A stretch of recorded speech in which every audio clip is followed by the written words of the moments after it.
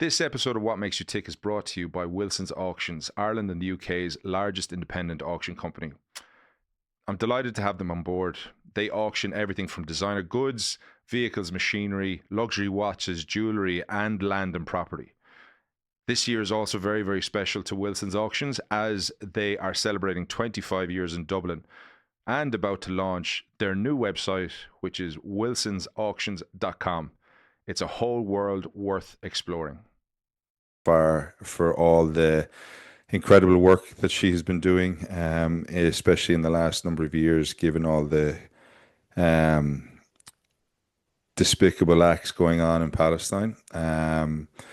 This lady is a plastic surgeon in the UK, a consultant, Victoria Rose, but today I will be calling her Rosie, like all her mates. Rosie, welcome to What Makes You Tick, and thank you so much for joining me. It's such an honor. No, thank you so much for having me. Um, I would love to talk to you about your experience the last number of years. And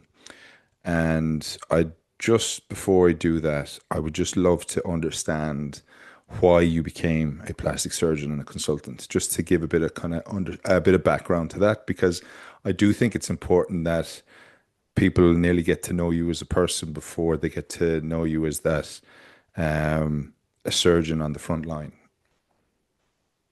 Goodness. I think the story is why I became a doctor is the better story.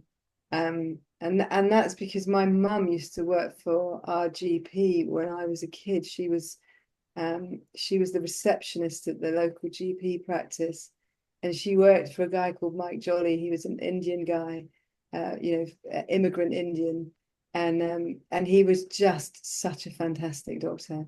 He was one of those GPs in the 70s that didn't just look after you when you were sick. He sorted out my parents' divorce, and he was that kind of guy.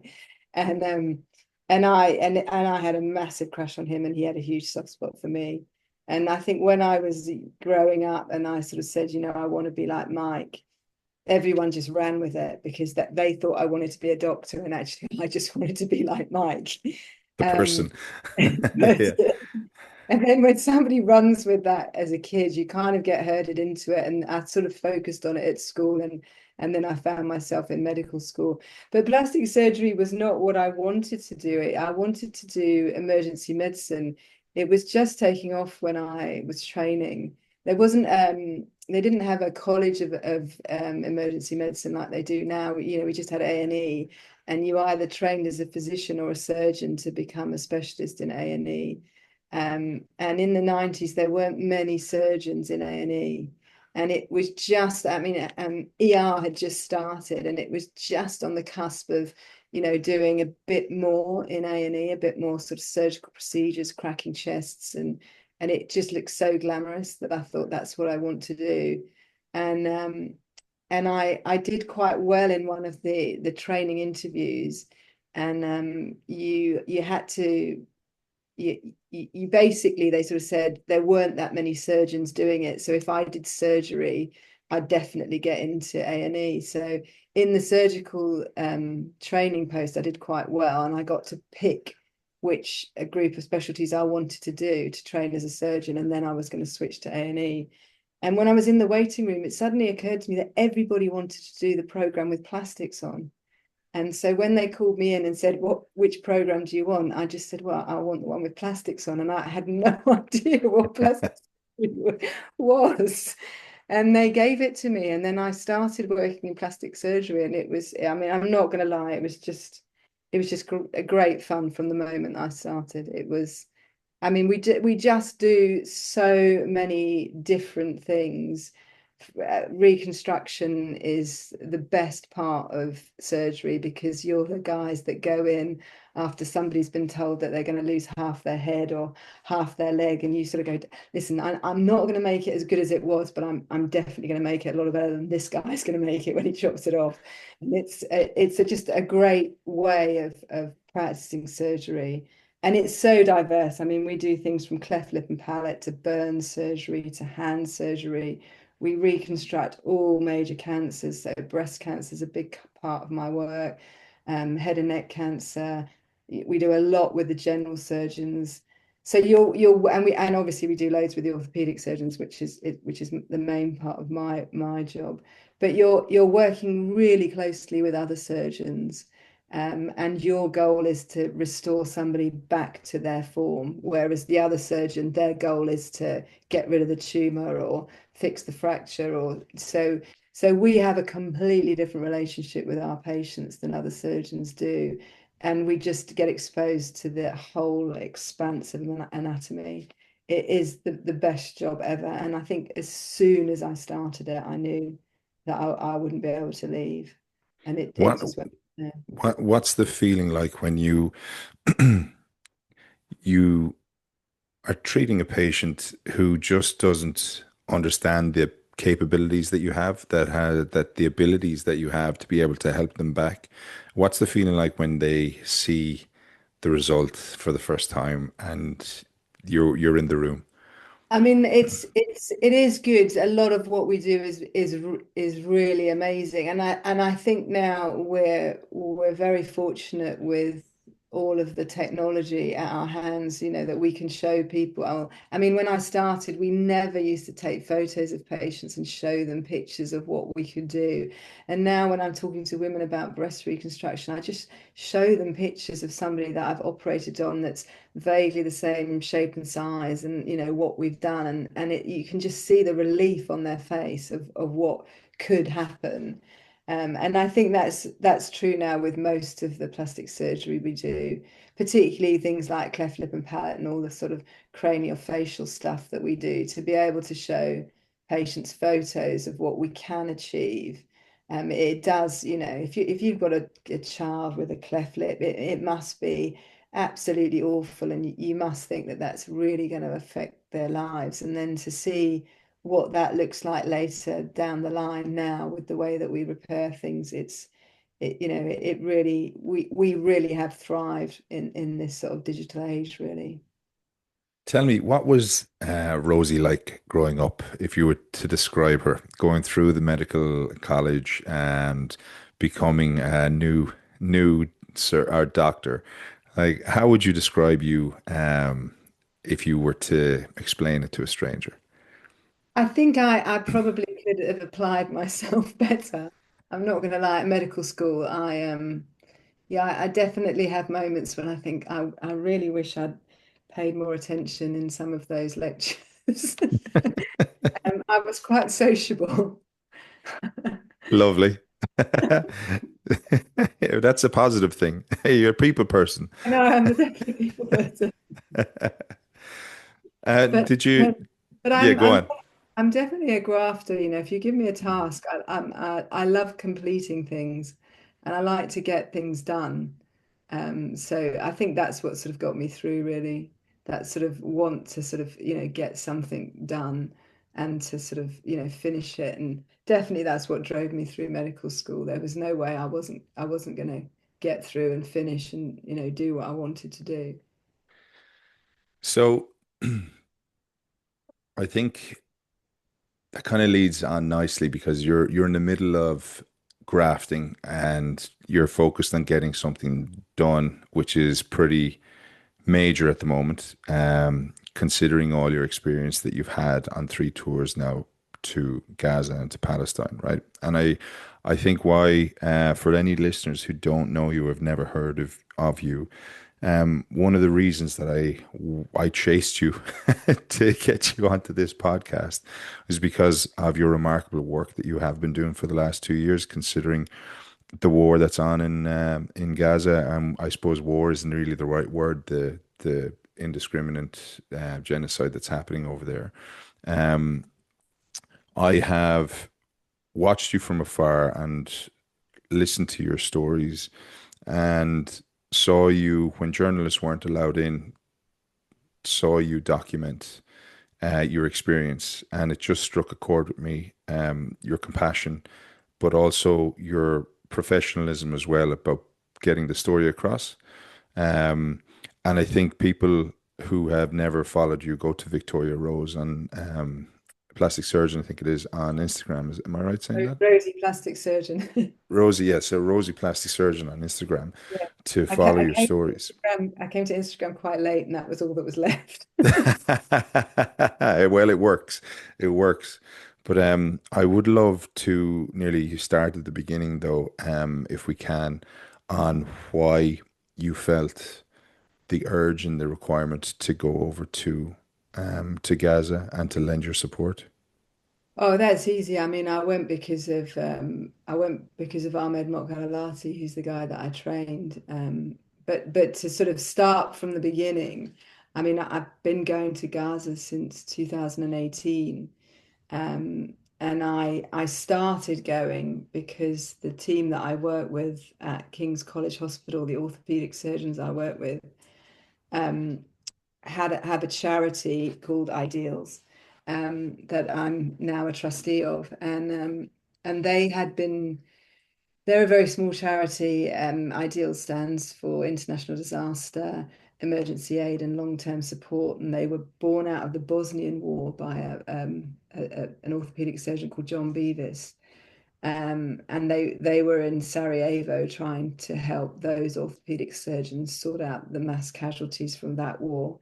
And when that came to a close, John decided that we should go to Gaza. And they started in Gaza just delivering um, mainly courses, trauma courses.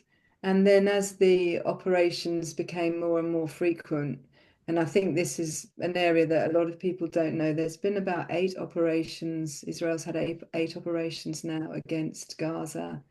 And each time they've caused a numerous amount of casualties. And one of the biggest was the Great March of Return. And that left us with a huge number. I think it was over 15,000 men that had been shot in the leg. And at the time, if you're shot in the leg, that doesn't just disable you, but that was disabling entire families, because that young guy, that's 20-something-year-old or 30-something-year-old now can't be the breadwinner, and somebody in his family has to stay back and look after him. And so the charity decided that it would go to Gaza and help the local Palestinian orthopedic surgeons deal with those wounds, because we're very good at dealing with that sort of thing in the UK. And we do a lot of work where we will excise segments of bone that are infected, shorten the bone, and then lengthen it over time. And I've always sort of provided the plastic surgery support, so I will do all the skin cover for those operations. And the charity had been going to Gaza for ages, and they were going sort of since the Great March of Return. They were going every other month, and they were going for a week. And I decided to go mainly because the plastic surgeon that was going with them probably wasn't he wasn't doing as much lower limb trauma as me, and it became apparent that my trauma team were going, and I sort of got shamed into going because I just sort of thought, well, if my orthopods are going, I have to go. So I said to Graham, who's the guy that I go to Gaza with, or I don't go to Gaza without Graham now.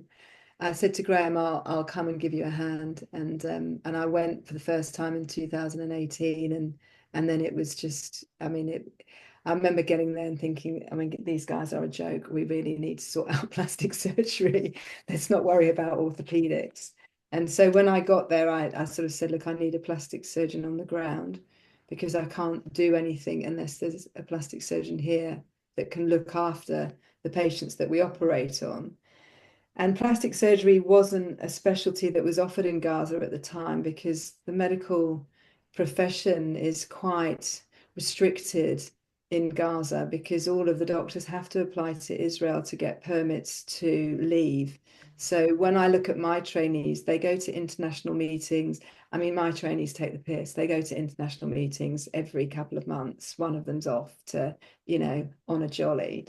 To Europe or America, and we send them all, we make them all go away for a section of their training. We like them to sometimes in the UK, but we like them all to train in a certain subspecialty of plastic surgery. So a lot of them will go to Europe, they'll go to Taiwan, America, Japan, and they'll learn a specific discipline of plastic surgery. And obviously the Gazans weren't allowed to do that because they had their permits denied most of the time. And so plastic surgery had never really taken off. And eventually I met Ahmed, and he was a plastic surgeon, so he's Gazan, and he had decided after he finished his general training, his general surgery training, that he wanted to do plastic surgery, and he'd got himself on a surgical rotation in Qatar, which he'd managed to do because he had an Irish passport. So he'd managed to leave on the Irish passport, and he spent 5 years in Qatar, and he heard that I was looking for a plastic surgeon in Gaza. And on one of my last trips in 2020, he came to meet me in Gaza City just before I was going home, and he sort of said, I really want to come to London and train with you as a plastic surgeon. And I sort of said, that's, yeah, definitely come.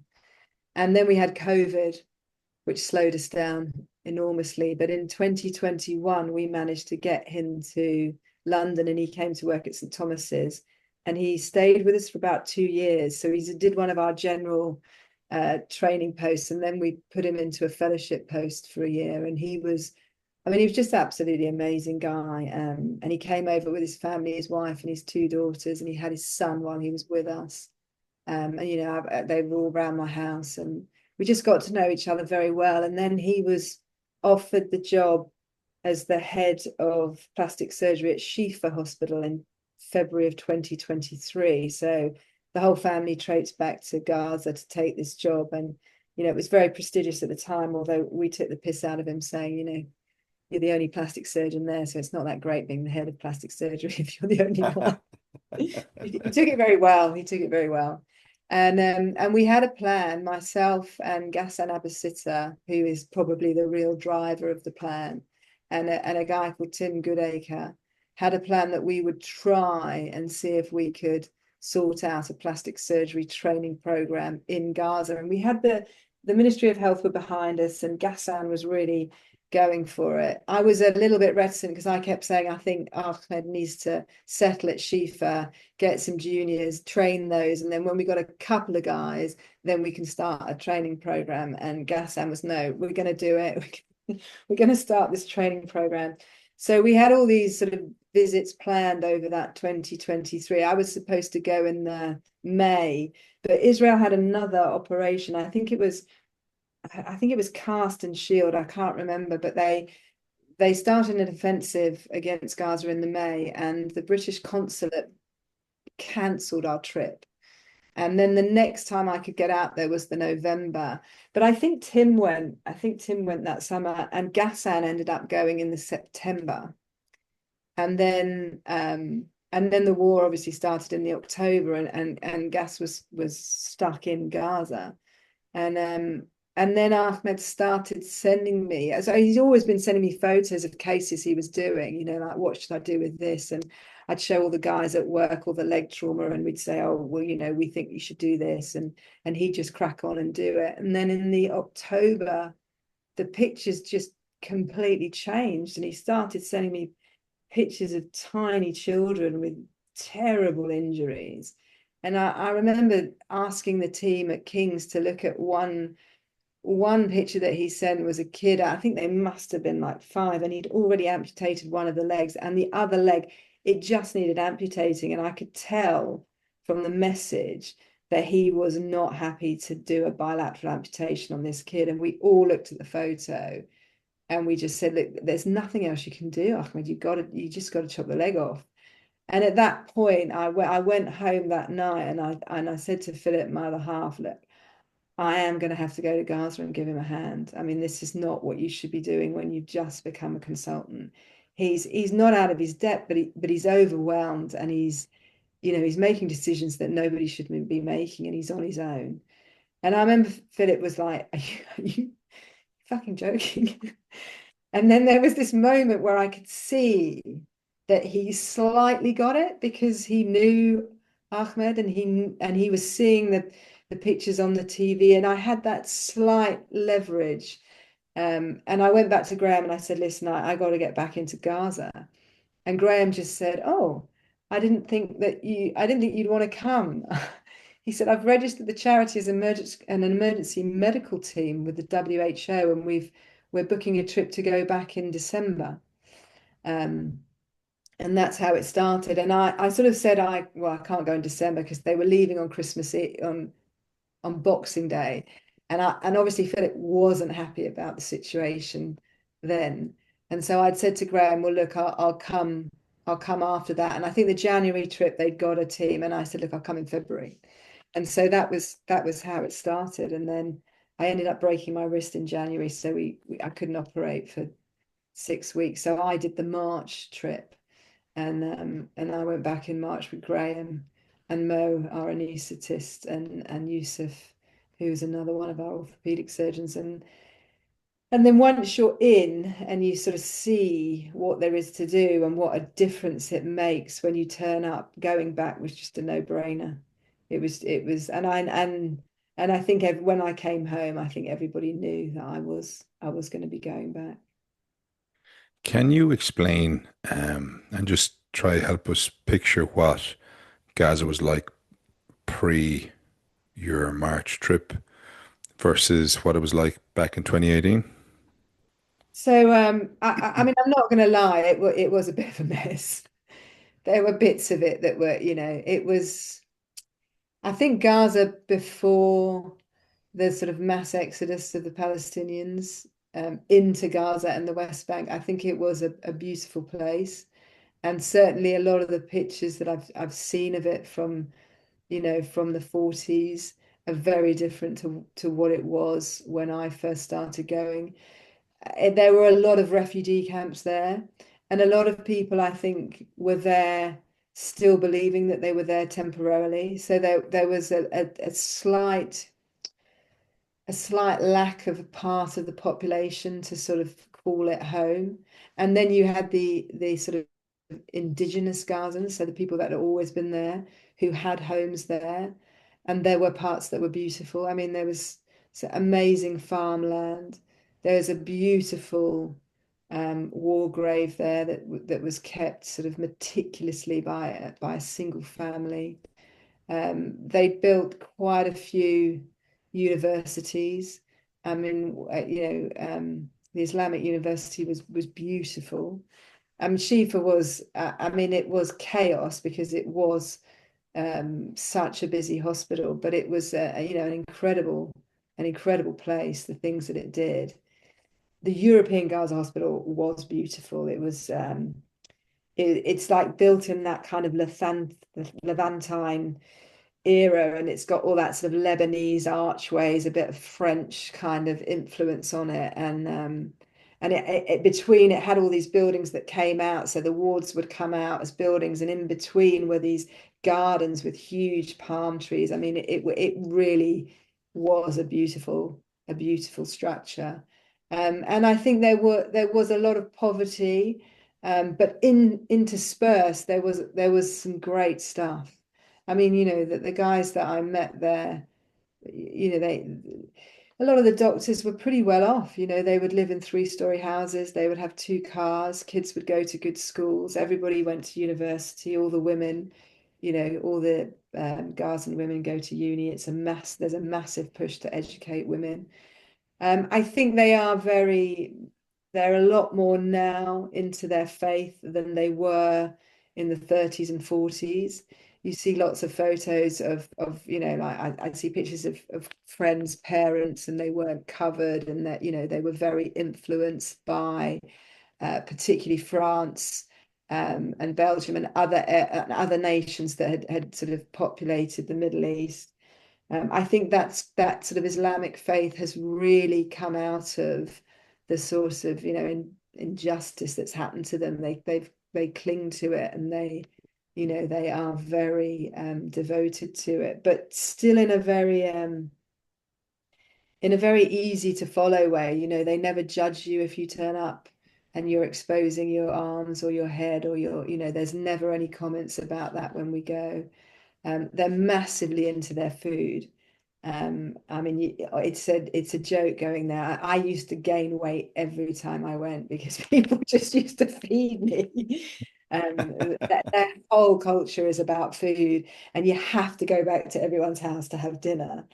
And there were some great restaurants, and the beach was, I mean, even though there's always been a restriction on how far out you can go into the sea, there was a huge beach culture, and they wash horses in the sea. I mean, when I first saw that, it's amazing. These guys just taking horses into the sea.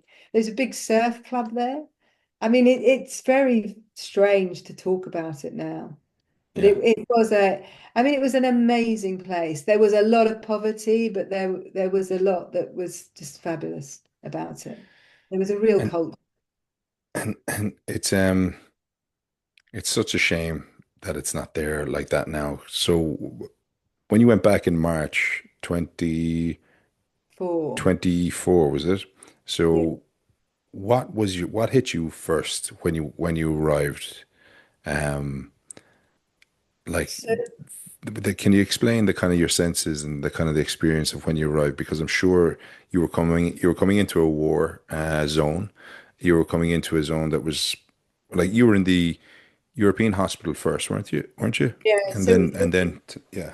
we entered through Rafah. So we were very fortunate in that March trip that we could bring as much luggage as we wanted with us. So the United Nations convoy left from Cairo, so we flew to Cairo, and then we hired a minibus and joined the convoy. And we had 25 suitcases just full of kit with us. And I have a patient who works with British Airways, and she's an absolute diamond, and she'd waived our baggage allowance. So we had all this kit with us. And we piled it into a minibus, and we joined the UN convoy and drove across the Sinai Desert to Rafah, and then sort of decanted everything at Rafah. And then a Palestinian guy called Fadi, who we'd sort of known since the war started, picked us up at Rafah with him and his brother, and I think some friends, piled all our suitcases into 3 cars and drove us to the European Gaza. And I remember thinking when we went in the march that the drive on the Saladin Road and that bit of Khan Yunis was, you could see a few things had been destroyed, but life seemed not so bad. There was a curfew, but there were still lots of people on the street running around. The biggest change, I think, was the European Gaza itself. When we got there, I mean, the hospital was unrecognizable because there were so many internally displaced people there. Everyone was camping in the hospital and in the grounds, and you couldn't see any of the gardens anymore. There were just tents. People had built all these tents out of tarpaulin and carpets, and there was nowhere that was recognizable. And in the front entrance where you come into the emergency department, there was almost a market every day, sort of selling food, and any aid that had been bought in was that there was a big distribution point there. And in the hospital itself, people were living. So as you walk down the corridor, people had cordoned off half the corridor with sheets, and towels and carpets, and there were mattresses on the floor, and families were living. Families that had been displaced from the north were living in the hospital, and it was really hard to see it as it was before. A bakery had set up outside the hospital. There was a couple of barber shops sort of in the corridors, people, coming and having their beard shaved and their hair cut. Everyone was cooking on little makeshift stoves everywhere. Kids playing. In the nurses' home, they'd erected a huge tent out of corrugated iron, and that was the school. So all the children would go there in the day, and they would be taught there. It was unbelievable. It was like entering a tiny little microcosm. It was as if Gaza had decanted into the European Gaza hospital. You just couldn't move.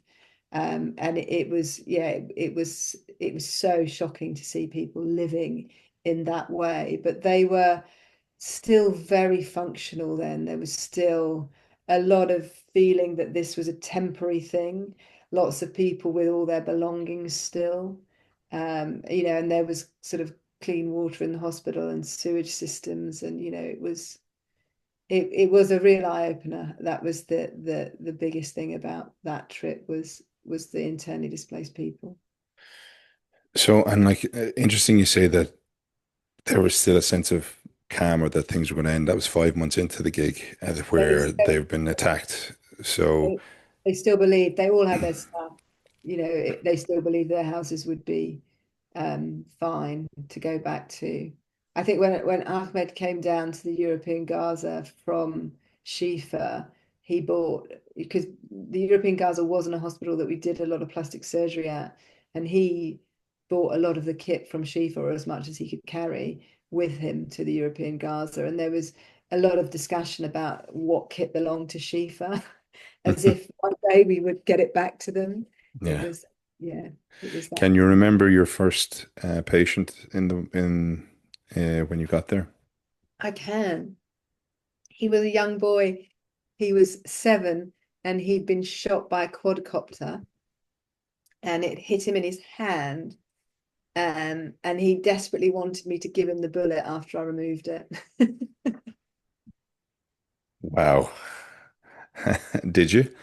I did, yeah. We put it in a little test tube and we gave it to him, and that was all he kept on about.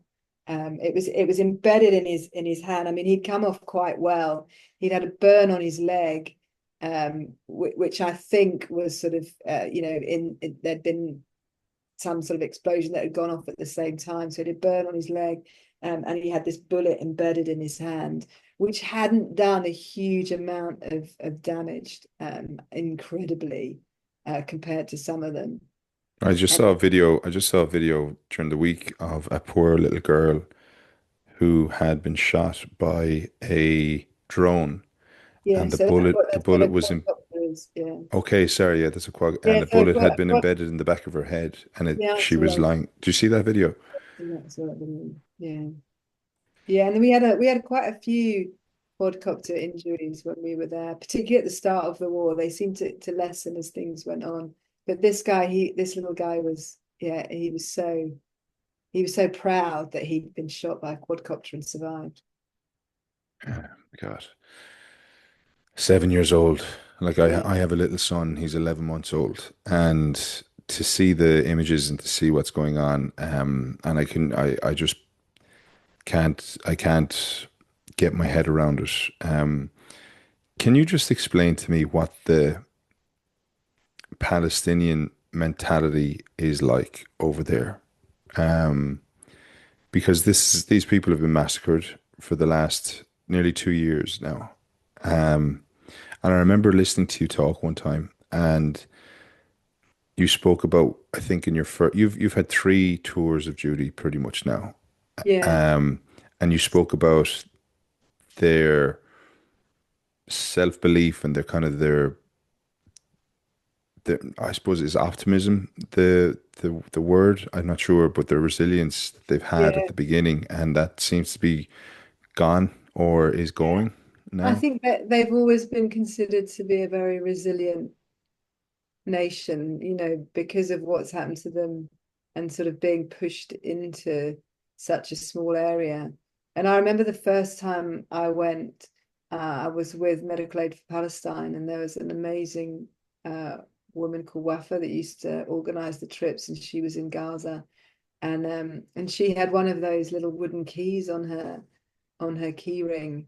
And I remember I didn't know a lot about Gaza, I'm not going to lie, when I first started going. And she told me that it was, the key it was a symbol of a key from her parents' house, because they believed at some point this would be resolved and they'd be able to go home. And I think they always have thought that this will be resolved in a different way, and that it would never get to what it's got to. I think they always thought that at some point somebody would step in and say, what's happening isn't right. We've divided the land, and we agreed what we agreed, and now we need to go back to it. And they've always been sort of just carrying on, waiting for us to come back and say, what we agreed in 48 is what we agreed, and we need to go back to it. And we haven't done that for them. So I think they've, when I look at how we're aware we are now, it's yeah, lots of people think that I'm sort of some Hamas mouthpiece, but I can see how Gaza has elected a bunch of terrorists because they were not really getting anywhere without taking up arms against Israel. I'm not going to lie. I mean, I do think what happened at the start of this war was abhorrent, and I think the killing of any innocent civilians is not to be worshipped or got behind or whatever.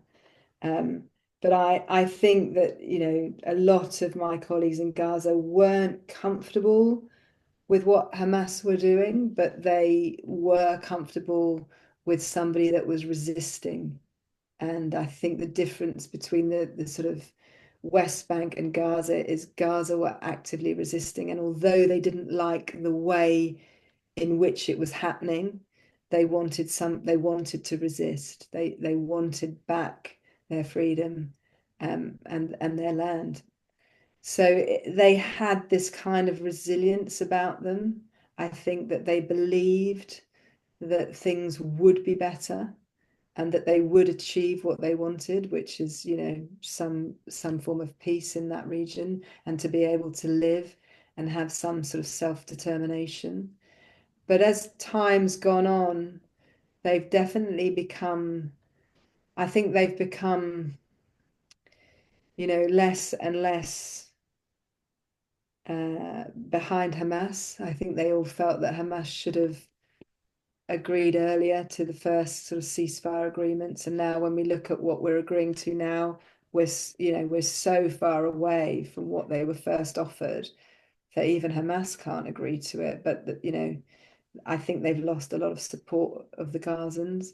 But I think more than anything, the population are now, they haven't got the resilience, and a lot of them say that they would rather be dead than this carry on any longer. But sadly, a lot of them still would rather stay in Gaza and die than leave, because they've fought so long for this that to go now and start a life somewhere else as a refugee when you've become a refugee in your own country, I think, is something that is not appealing to them. And so a lot of them, particularly the kind of educated, population that I deal with as doctors and nurses, were very much, I'd rather die than this carry on. And I'm more than happy just to die here. And I think as the starvation's taken hold, they felt that this was a sort of legitimate end to it and that they would just stay and die. I noticed, I read a report that in the last 24 hours, the latest is over 60,000 people killed since the start. And that's probably even more north of that. In the last 24 hours, I think 175 people have died from starvation, including 93 children. And maybe my figures mightn't be 100%. I suppose you'd know better than myself, but I think um, I think the last OCHA report, which was on the 30th of July, puts it at 60,138, somewhere in that have been killed, and 146,260 something that have been injured. Um, I and they're don't. just they're people that have come and been recorded from the hospitals, I Yeah, presume. Like I'm sure so there's more bodies. so the Lancet paper suggests that those are people that have turned up to the Ministry of Health, either dead or families that have turned up to the morgue and said that so and so was dead, but they don't include the missing. And there are a huge number of families that were totally wiped out. So no living member survived. And so there is some confusion as to how they would have been reported if an entire family's died, who reports them, who reports the deaths. And I think that's why they've always said that they felt that the figures were an underestimate. Can you describe your most challenging experience when you were there? I think we've had lots of challenging experiences. Yeah, I'm sure there's a lot to choose from, right? But is there a specific day or moment in your time there that stands out, and maybe could you kind of paint a picture for people who are listening? I think probably the worst day I've ever, well, no, there was loads, but I think one of the worst days we had was when we entered this time on the 13th of May, and we had been denied entry in the February. Four surgeons from Ideals had tried to get into Gaza in February, and we'd been denied. So what happens is the WHO and the United Nations organize a convoy into Gaza twice a week, once on a Tuesday and once on a Thursday, and a bus comes out as the same time as a bus goes in. And the bus, no, there's normally about 25 seats on the bus, although there's been lots of moments where they've said there's more. There's often less, but there's never really been more. And those seats go to NGO workers and emergency medical teams. And you register to go on the bus months before you want to go. And 2 weeks before the bus leaves, the United Nations and the WHO confirm that which charities have got how many seats and who the seats have been given to.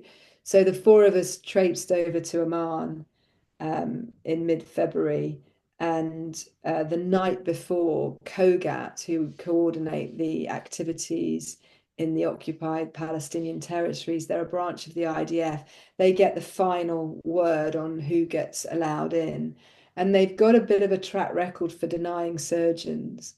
So they often let a lot of the NGOs, so they will let sort of the medical team leader and the nurse activity manager and the water and sanitation officer and people like the managerial roles for the NGOs, they will let in. And a lot of the United Nations staff that are going in to do sort of, get data or when the polio vaccination program was going, there was a few guys that were tracing the genetics of it and they would get in.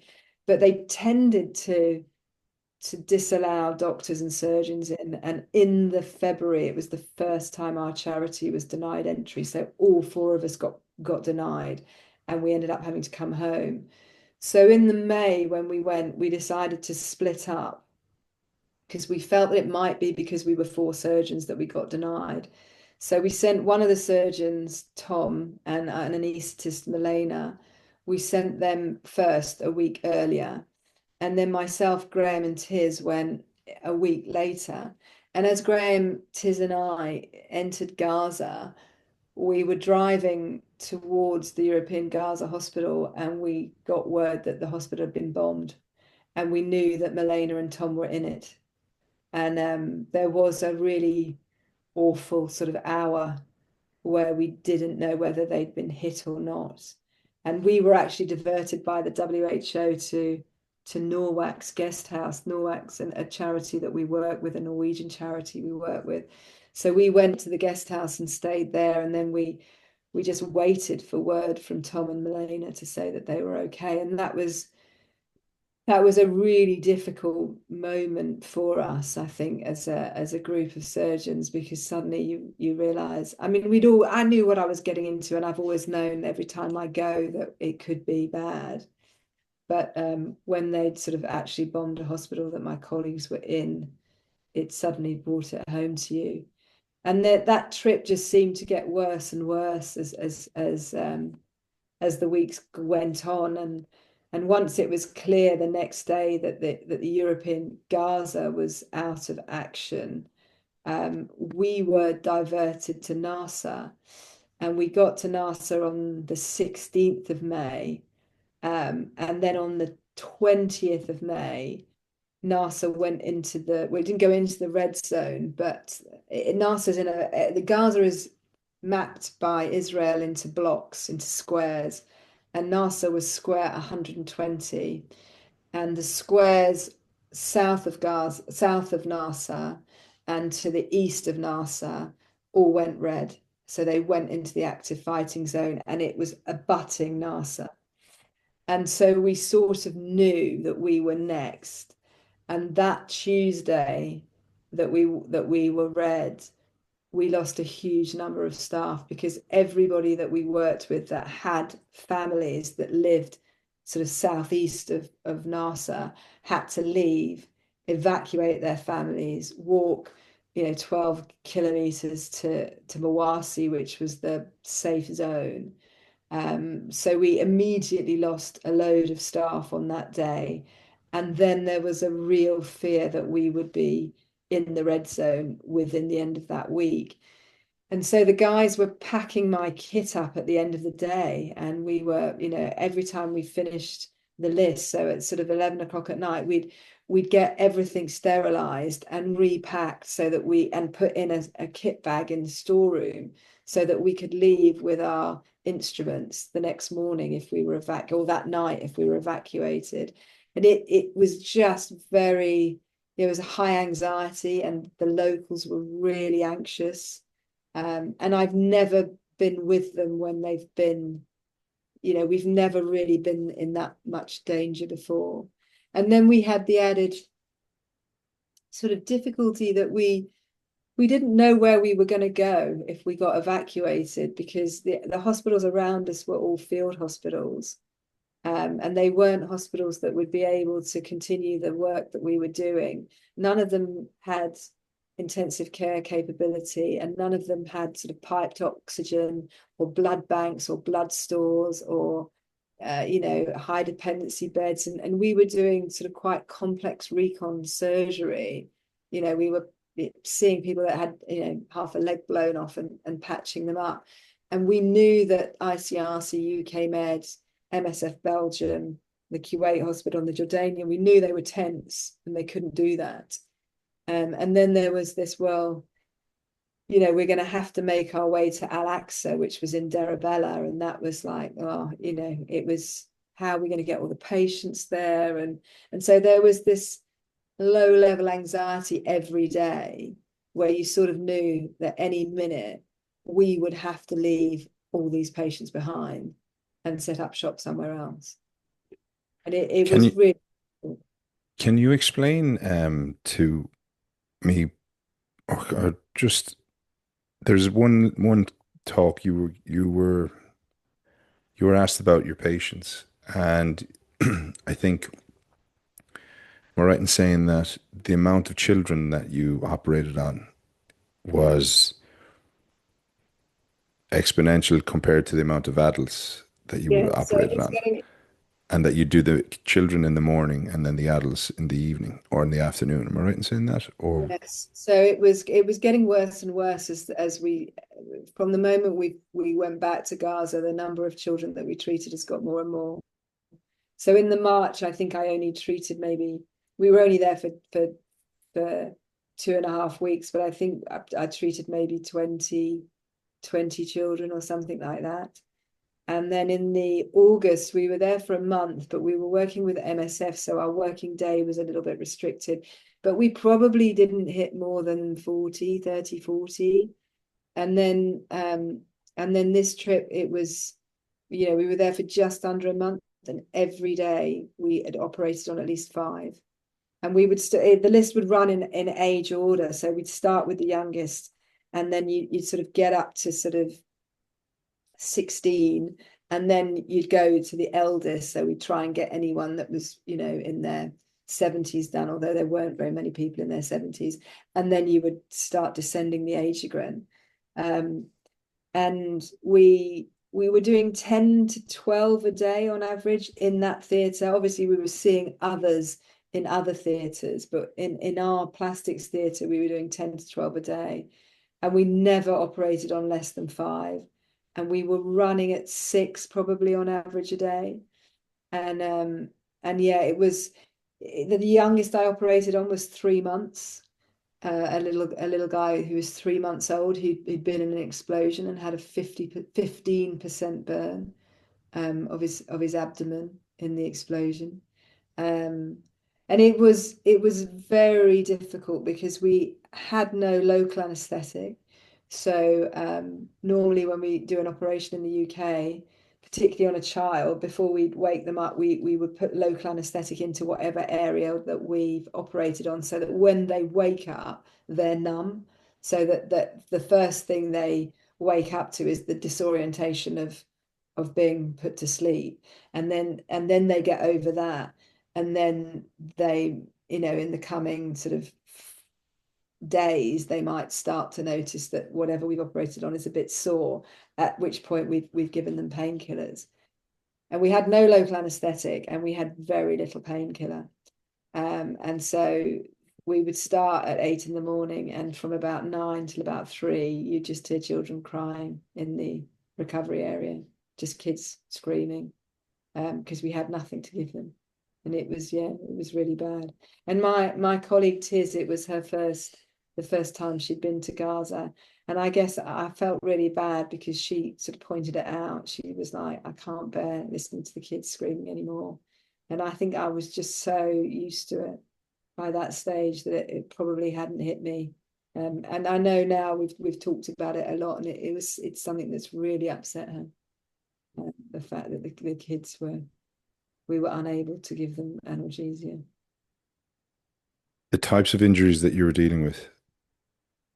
All really, this time, blast injuries, although we were there until the 4th of June, so we caught the first big GHF shooting, and then it was all gunshots. But up until that 1st of June, we'd had a few. GHF took over on the 20th. This is the Gaza Humanitarian Foundation, who were brought in to deliver food aid only.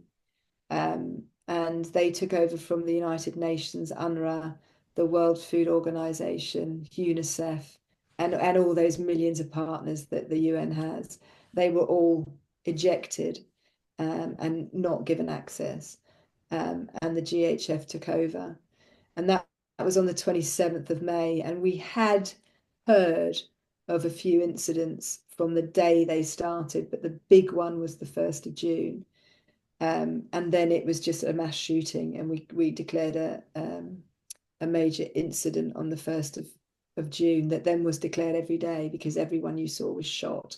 But up until that point, it was all blast injuries. So when a bomb goes off, there's really sort of 3 things that can happen. The initial shock wave can cause its own separate amount of damage. So in terms of bodily damage, it can do things like rupture eardrums and rupture your bowel.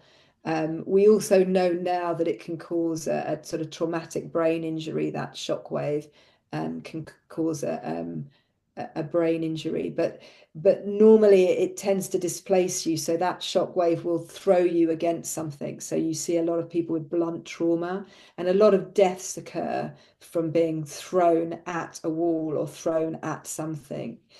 The other thing, obviously, is the heat of the explosion itself. So that will cause a burn injury, and then whatever catches fire will also give you a burn injury. So we saw a lot of burns.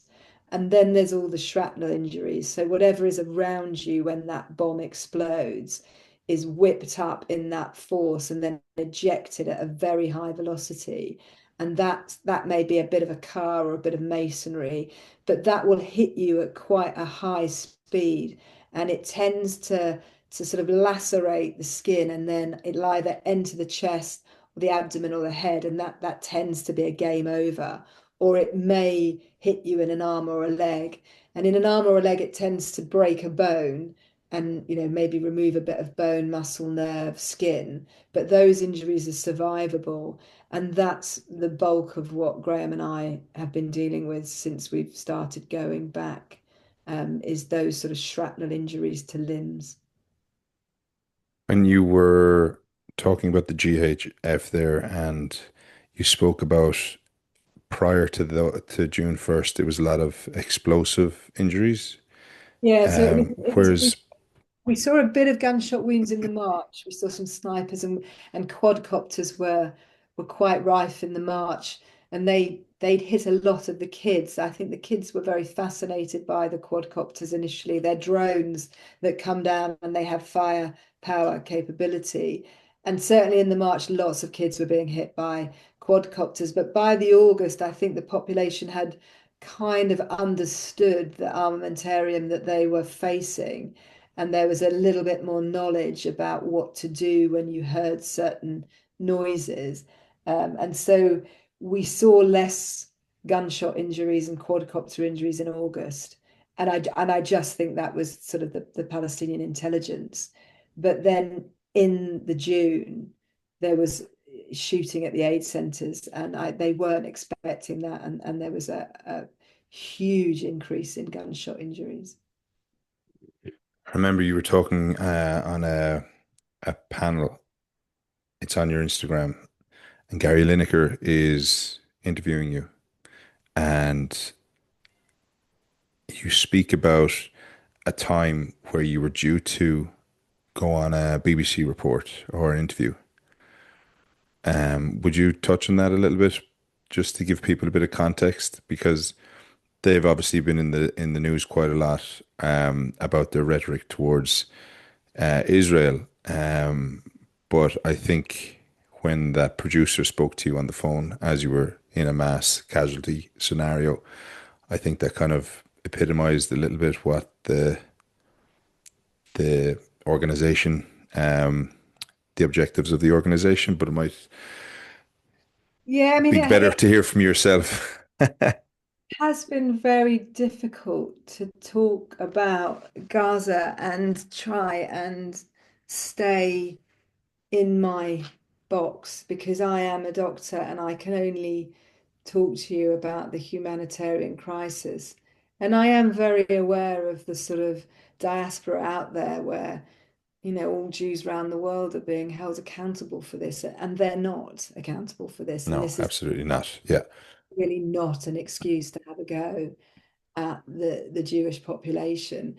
And one of my really good friends is Jewish, and I've always kind of let things go because I don't want to incite racial hatred, and certainly not anti-Semitism. And when those two kids got shot in America outside the museum, I mean, that was my moment of, okay, we've really got to make this very clear what we're talking about here.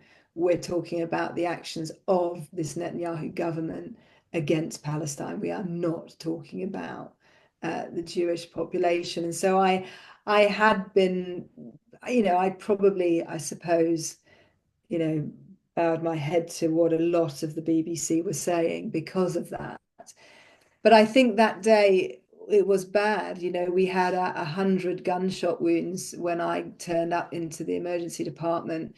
I think at the time I got there were 15 dead bodies in one side, and the total at the end was 31. But the department was chaos, and you were stepping over people, and all the beds were full, and there were people on the floor, and everybody had been shot. And there were mainly men, but there were lots of boys. There were lots of boys around the age of 13 that had been shot, and you could see these kids like with swabs on their abdomen and blood everywhere. And this guy sort of said, the first thing he said was, well, Israel say they haven't shot anyone. And I couldn't hear that anymore. And it was very hard to just not bite. And I just ended up sort of saying, well, Israel can say what they want to say, but I'm telling you what I'm seeing, and I'm seeing kids with gunshot wounds and men with gunshot wounds, and I'm seeing over 100 people, and we've got this many dead right now. So somebody shot these people, and I don't believe that they've shot each other. I don't believe they've shot each other. And that is based on the fact that I've not seen a lot of weaponry amongst the Palestinians, and I haven't seen that many Hamas that would have been able to shoot this many people. So, I'm just telling you what I'm seeing. And I think it was difficult then, because in the days that went by afterwards, suddenly it came out with, well, okay, we did shoot, but we were shooting crowd control shooting. And then you're thinking, well, if you're crowd control shooting, you're shooting in the air, and these are people that have been shot. And then it came out, okay, well, we may have shot some people inadvertently for crowd control. And now this American guy has come out and said, yes, we were told to shoot them. So you have to look at what the propaganda is and then worry about what we've been told from the start. Because I don't believe that this Israeli government have been honest about what is happening and what has happened in Gaza. And that has got nothing to do with the Jewish population around the world. But that is the truth, and that is what I have seen, and I can only tell you what I've seen. With all your work that you are doing, and you're telling these stories over and over again to try and get some sort of response or some sort of um, action, like, what is your message to world leaders out there who are, like, Ireland is in support of Palestine, right? And has said that from the get-go. But my challenge to that is it's all just words. Like, what actions need to be taken in order for this to change, to I I stop? think I think we really do need to look at tangible gains. And I think, in all honesty, getting whenever everyone says to me, what's the answer? My answer is, well, ceasefire to a two-state solution. Next question. I mean, it's very easy. That is the answer. But I know that that is going to be very difficult for lots of people to swallow. But tangible things that we could ask governments to do that are not at all difficult to swallow are things like removing the Gaza Humanitarian Foundation. And, I say that based on the fact that there is no other organization that would have been allowed to go in to deliver aid into an area and then kill, I think it's 875 people it's killed now, and it's injured, approaching 6,000. And it still hasn't delivered aid. It hasn't delivered food. People are still starving in Gaza. Whatever they like to say about 1 million meals delivered, I've seen what they've delivered. It's bags of rice and a bit of pasta. That is not a meal. And that is not a meal for a whole family. And the way in which they've done it, in that surveillance-led, militarized distribution system where they're asking Gazans to walk miles into very dangerous combat zones. There's 3 distribution sites at Rafah, 1 at the Netzarim corridor. Those are militarized areas. So you're asking people to go there. Number one, you're excluding a huge number of the Gazan population. As we've said, approaching 200,000 are injured, so they're not going to be able to walk that distance. A lot of the women tend to stay behind in tents, and it's the young men that are going, and they're just being shot at. And I think that it's a travesty that this has been allowed to continue. They need to be removed. And what needs to happen is the United Nations and all its partners, particularly UNRWA, definitely UNICEF, the World Food Organization, the World Kitchen, the World Central Kitchen, all of those people need to be allowed back in, because those guys, they didn't just give out bits of rice and pasta. I mean, they had major numbers of distribution points. They were in at scale. They took the food to the people. They were doing far more than just food. They did vaccinations. They looked at water. They looked at sanitation. And they are the guys that have the oversight of all of the orphans, the families that have been displaced. I mean, that is aid. That is humanitarian aid. And I do not understand how Netanyahu's government has been able to stop that on the whim that a couple of people in UNRWA are related to people in Hamas. And it's so difficult. It's so difficult because if you declare the entirety of the government in Gaza as Hamas, you are labeling any civil servant as a Hamas operative. And that is one of the hardest things we've had with our colleagues that are doctors. When I look at what I do, I am a doctor and I will be a doctor irrespective of whichever government is running the UK. Now, I will be very upset when Nigel Farage gets in, but I will still be a doctor. And I think what's happening in Gaza is my colleagues are being labeled as Hamas, and they weren't born into Hamas. They're just doctors.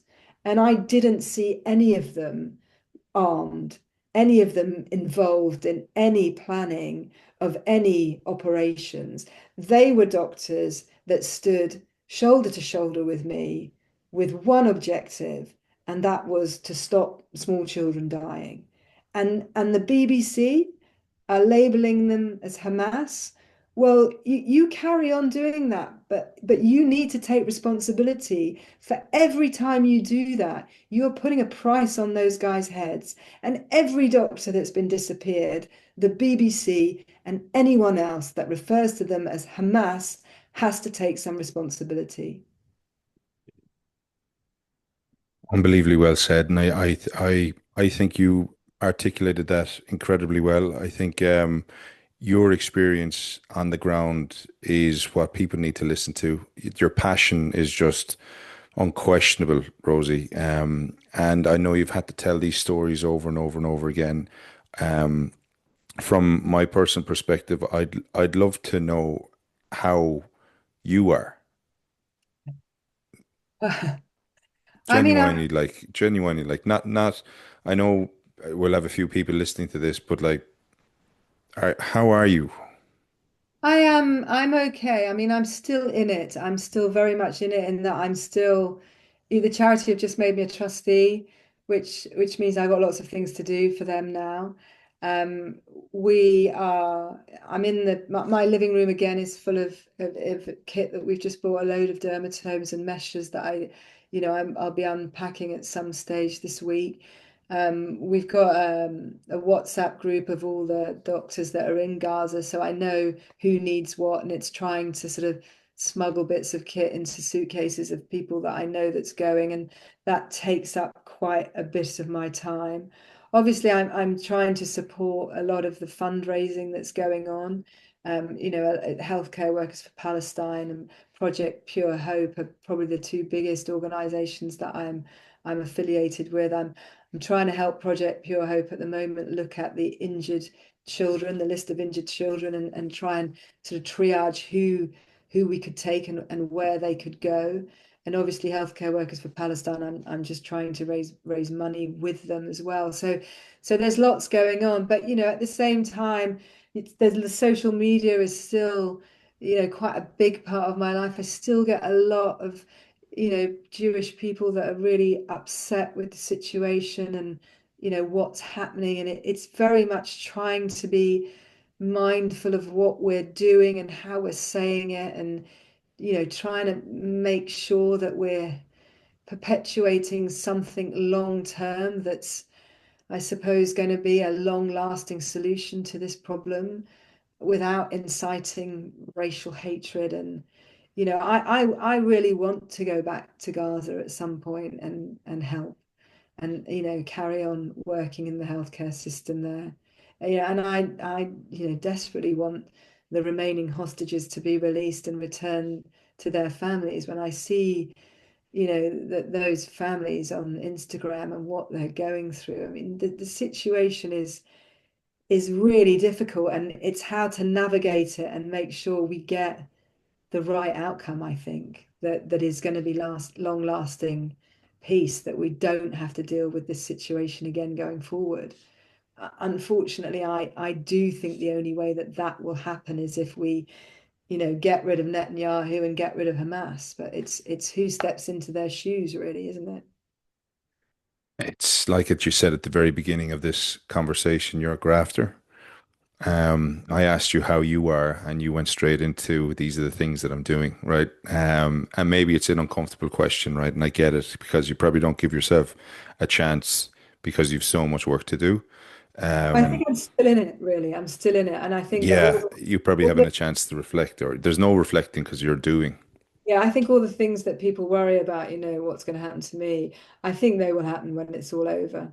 Mm. You know, that they will Yeah, all. when you're in it now, you're just going, listen, I don't have time for this. Let's get stuck in and keep going.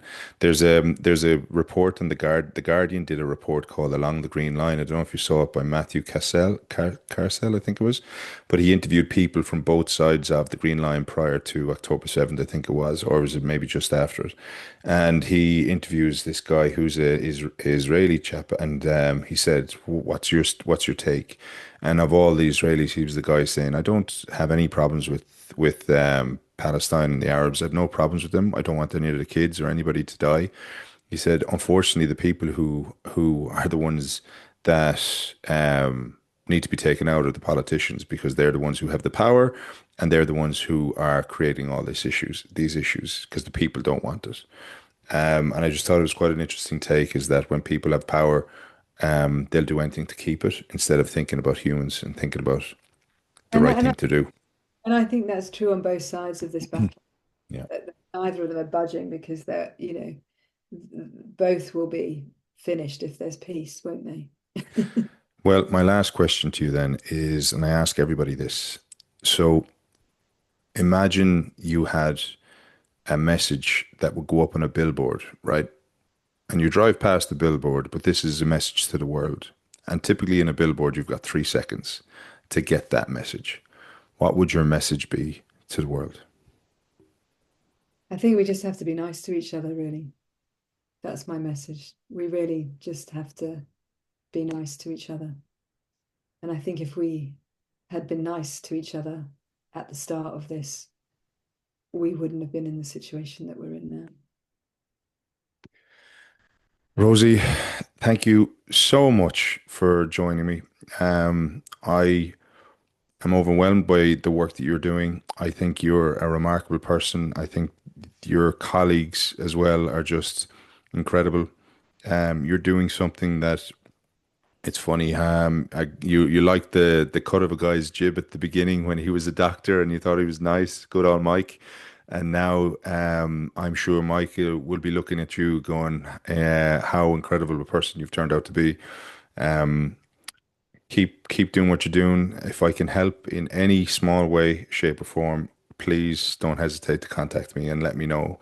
Um, but I will share your story. I will push your message. I will help in whatever way I can. But thank you for everything you're doing, and thank you for joining me on What Makes You Tick.